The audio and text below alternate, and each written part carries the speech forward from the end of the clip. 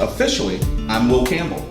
And I'm James Harris. And this is the Butterfly Lounge, where we have real and sometimes vulnerable conversations about personal and professional change.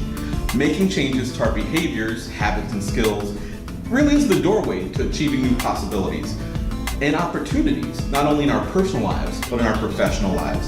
But sometimes making those changes can be tough. Change requires us to face our stuff, the things that get in our way, fears, anxieties, negative assumptions about us and the world around us. In our conversations, we explore the opportunities of change, discuss the stuff that gets in the way, and recognize and explore opportunities to overcome those things that get in our way.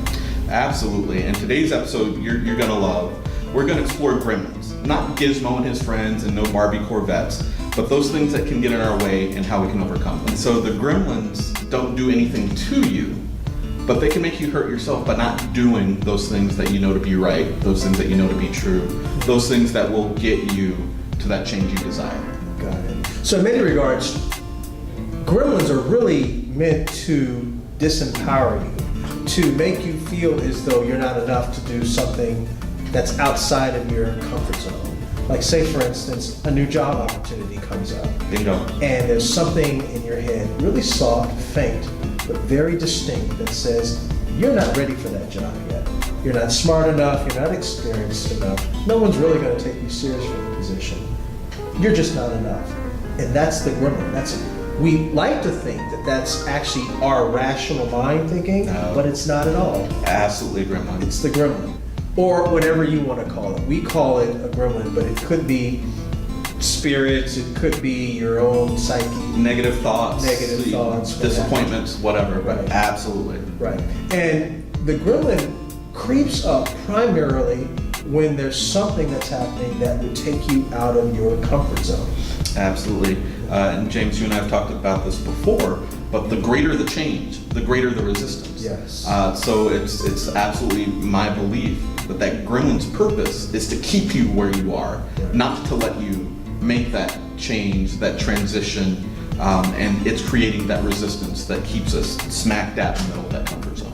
I gotta tell you, so in my own personal experience, because I of course have gremlins just like everyone else, Absolutely. About like 9 years ago, I had a vision for creating an organization on my own that would help people and organizations with change. And I remember back then, I didn't really quite know what I wanted to do, but I had this magnificent vision that was going to do all these wonderful things. And before I knew it, I heard something in the back of my head saying, there it is. James, no one's going to take that seriously. You've got a family and children. What in the world do you think you're doing, risking all of that with this cockamamie idea? Why don't you just continue to be a quiet consultant, make the money, and live the life that you are able to have with that, and leave all of that weird cockamamie new enterprise entrepreneurial stuff out of the way for someone who's better than you? See, your gremlins know my gremlins. They must be cousins. Very, very similar experience. However, mine came in when I made my career transition. Going from engineering and operations to, at the time, I didn't know what. All I knew, and my gremlin was telling me, this is all you know, this is all you can do, this is all you'll be hired for. Even if you try something else, it will come back to this thing that you're trying to leave.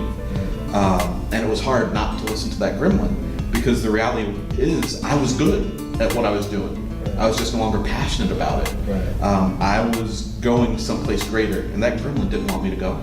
He didn't want me to go. I went. That's interesting. So how do you actually get past that? Or how did you get past that in your own experience? So I believe that gremlins will always be there. Yes. But how you get past it is having a vivid image of where you want to be. Can I tell you, in my experience, the gremlins, like you said, they never go away. It's really just getting clear on what they are, that they aren't coming from you, they're coming from someplace else, a place of fear, a place of what's the word? A fear of, a place of concern, a place of, well, you're rocking the boat and we don't want that. And so being mindful of that, but then also being mindful of what the possibilities are for making whatever that change is or taking that jump.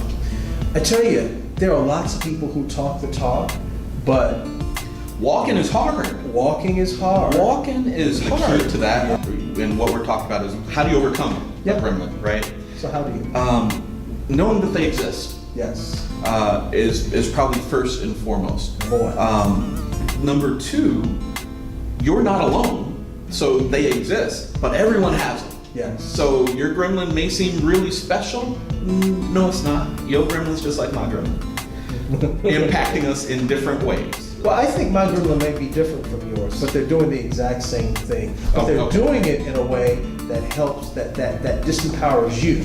Yes. In a way that may be different Yes. from me. So I'll give you an example. So my gremlin, and I'd give my gremlin a name. I won't tell that name because it actually is someone else's name who isn't a gremlin, but who is very similar. This particular person, I'm gonna find out the name and tell that person. please Okay, don't. never mind. Anyway, but this person, in reality, wonderful person, very thoughtful, very friendly, and very logical. But in my mind, when I think about doing exciting things, a distortion of that person comes up. And so being mindful of that and acknowledging that in a way where it's like, look, that's not reality, that's just me projecting out judgments that aren't even real. I love that, and I love the way you made the gremlin really personal. Yes. See, I don't name my gremlins. I choose not to give them that much power, but giving them a name makes it a little more comfortable too. So when the least likely gremlin name ever, when John pops up, John the gremlin shows up. That's right. You know exactly how to deal with him. That's right. I like that. Yeah. I like that a lot. But I also like the idea that you had of getting a support/accountability person, Absolutely. so that when John shows up, you have someone that you can go to say, hey, John's showing up, keep me focused and accountable to accomplishing what I need to accomplish. Bingo. And that can go a long way. Absolutely. Yeah. The other thing that you hit on that I absolutely want to acknowledge, I said that everyone has gremlins, but they are not the same, because gremlins are smart. Yes. You all saw the movie, they drive Corvettes, they go to malls, they play in pools, the tennis ball cannons and all. The gremlins are smart. They know exactly how to impact you when they want to hold you back. Right. But they know how to impact me specifically when they want to hold me back. They know the buttons and the levers and the frustration points, and they go exactly for them. Every place that I'm strong, they go for that weakness. That's right. And without any support, they tend to win. Like I told you, when I had this vision like 9 years ago, it took me 9 years to overcome my gremlins well enough to even share my vision with someone else. And so, how do you know if you've got a gremlin? Has it taken you 5, 6, 7 years to do something? I think they got a gremlin. They made it for gremlin. Yeah. With that, I think that, well, No, you got it. With that brings us to the end of this particular episode of the Butterfly Lounge. And again, it was all about gremlins. If you joined late, we were not doing a movie review. It was about those gremlins that get in our way when we try to make. So as we wrap things up, if you want to further explore gremlins, we invite you to read the book, pick it up, Taming Your Gremlins by Rick Carson. It provides a wonderful insight into the concept of gremlins. that's right. And that's it for our segment of the Butterfly Lounge.